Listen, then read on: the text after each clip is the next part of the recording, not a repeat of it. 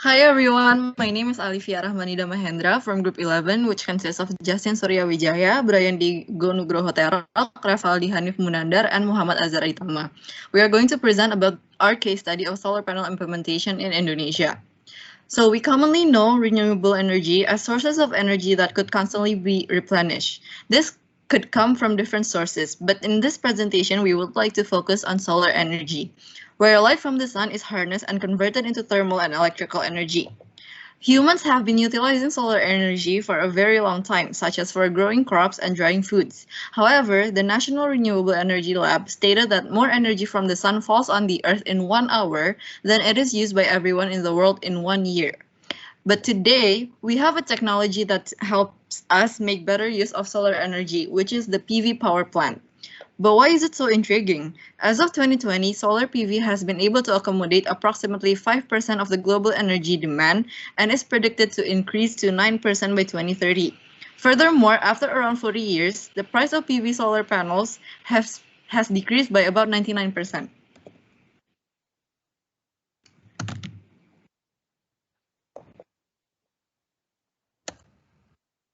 Okay, so now we're going to discuss about the growth of solar panels. So the first photovoltaic cell was found by Edmund Becquerel in the year 1839. Before that, solar panel was unknown. And then the first solar cell with continuous current was founded by Charles Fritz in the year 1883, and it achieved an energy conversion rate of 1 to 2%. And if we compare it to the modern solar panel, the energy conversion rate is around 15 to 20%. So Charles Fritz's invention was a low impact one. And next up, the first advanced silicon photovoltaic cell that is able to convert enough of sun's energy into power was founded in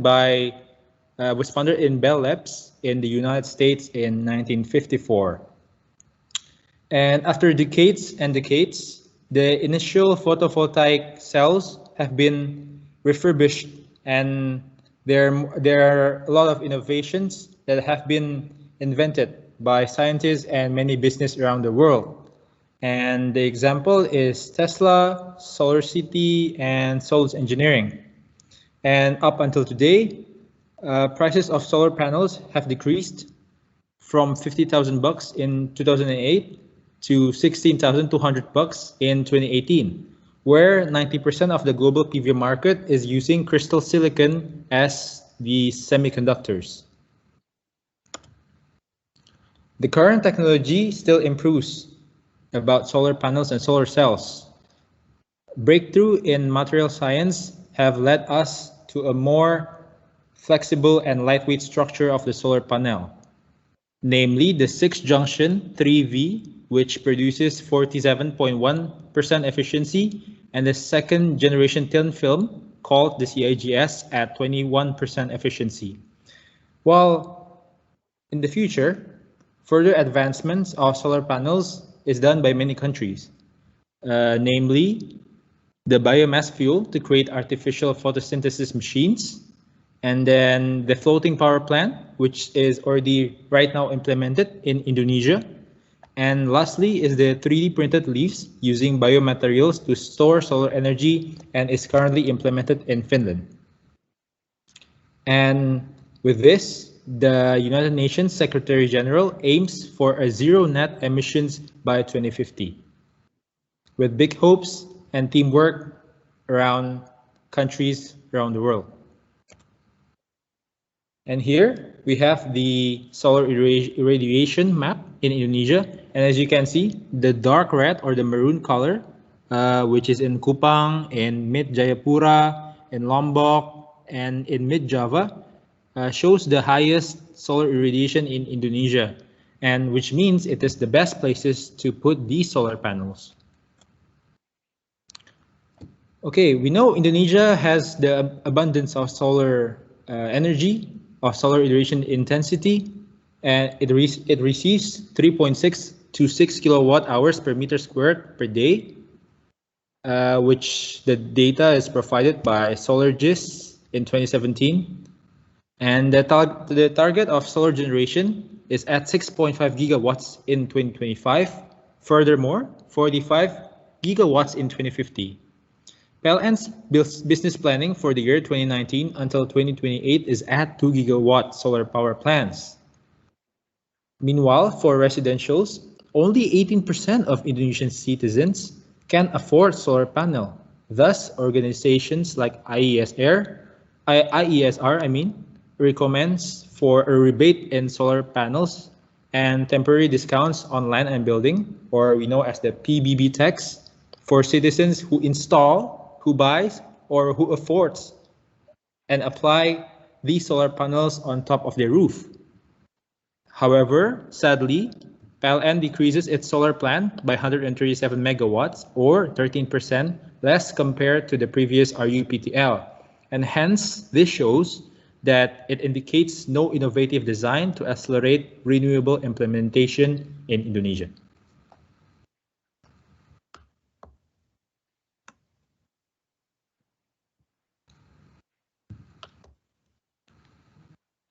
As explained before, the solar panels are the device used to utilize solar energy. As shown in the schematic, solar panels are the device that are used to absorb the sun rays and convert it into electricity.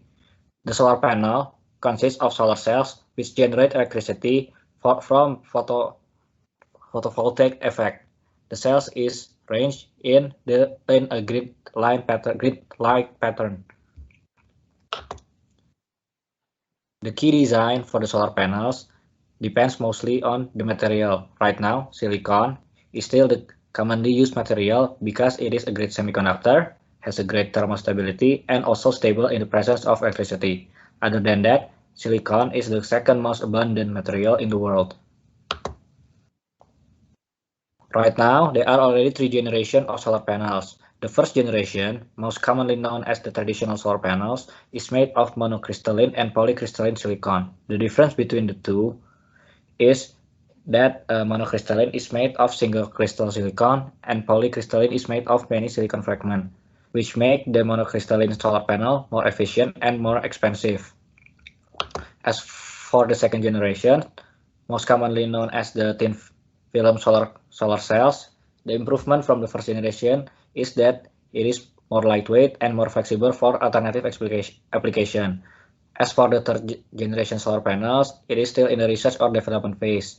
Some of them generate electricity using organic materials, and some other uses inorganic substances. To compare solar panels, there are 3 important factors, which are the wattage, power output, and solar panel efficiency.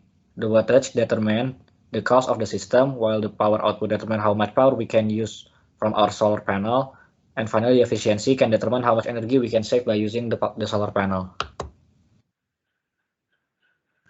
Right now, the common standard used around the world for the solar panel is the IEC standard TC82, which right now already published around 80 standards for the PV solar panel around the world.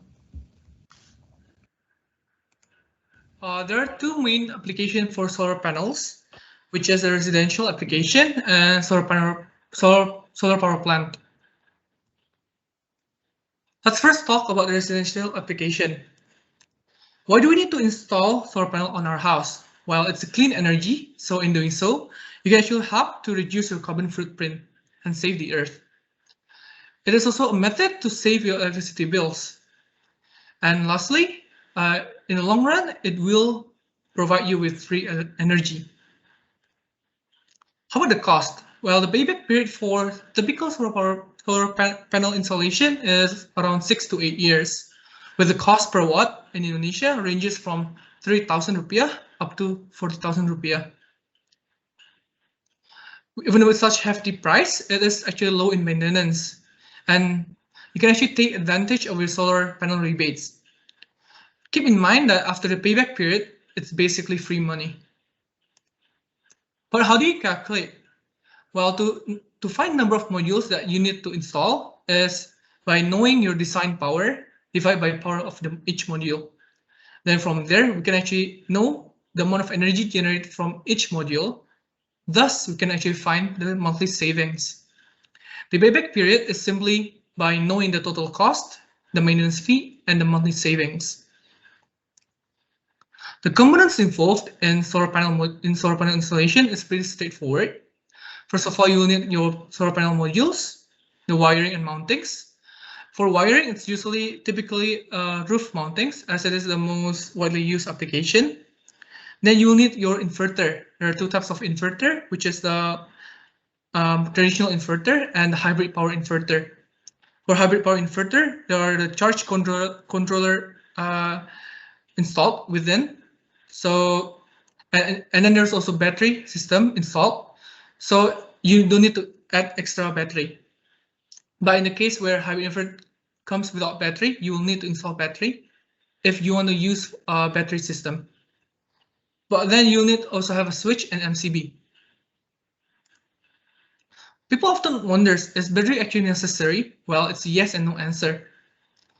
Well, first of all, you will have a greater energy security if you install a battery system, and especially in the case where there's power outage or the electricity grid in that area is not stable.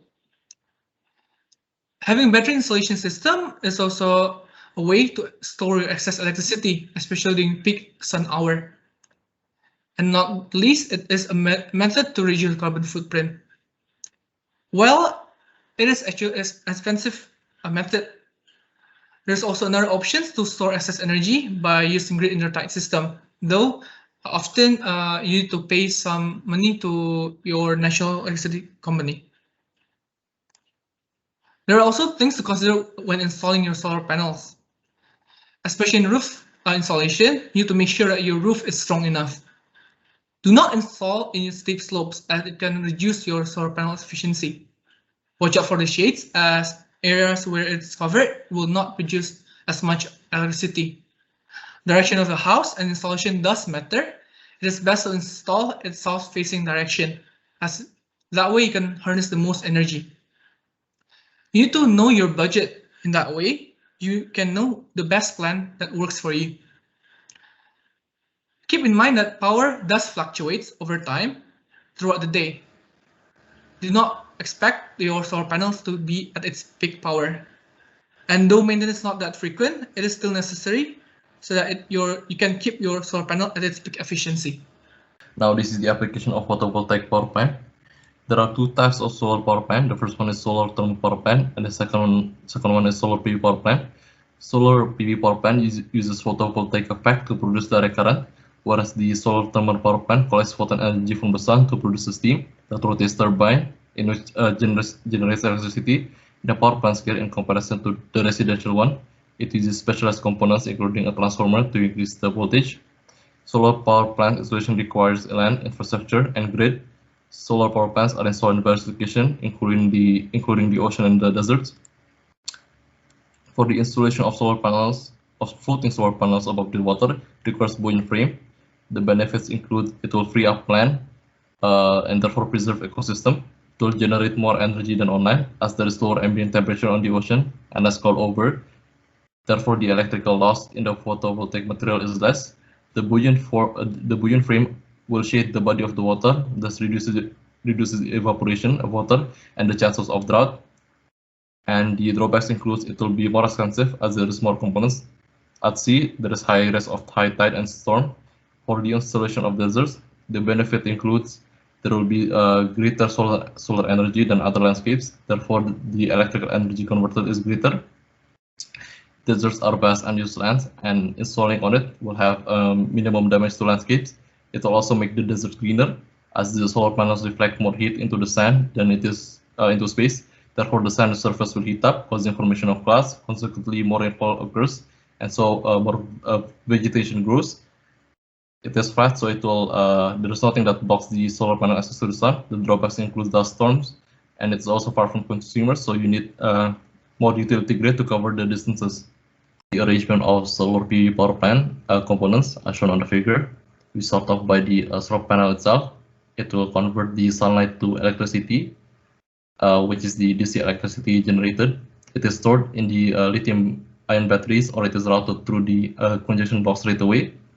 For the battery itself, the energy is stored at day, and it will be used at night. The DC voltage is from the conjunction box is then converted to AC voltage by an inverter. The DC voltage conversion is also monitored to ensure optimal performance. The AC current is then transmitted to the collector panel and is then distributed by the distribution board to three transformers. The first one is the step-up transformer, which increases the voltage from the distribution board substantially to the transmission voltage that will be necessary to power the utility grid. Next is the startup transformer, which is the power transformer that ensures the power is sufficient for the plant machinery. Next is the auxiliary transformer that provides power to the power plant equipment by stepping down the voltage. Afterward, it will be monitored by the power meter. And lastly, from the power meter, it will be transmitted to the utility grid, and then it will be distributed to the consumers. Lastly, this is the comparison of the solar power plant to other power plant in terms of their cost, as shown on the first figure on the left. The average construction cost per kilowatt of solar PV power plant is the highest in comparison to other power plant, as we know that it requires more generators to produce the same capacity as other power plants, meaning there are larger upfront costs. But with it becoming more popular and as solar technology rapidly improves, it will attract many investors, and so it will affect the economy of scale itself, and hence it will reduce the cost over time. Thank you, and that will be all.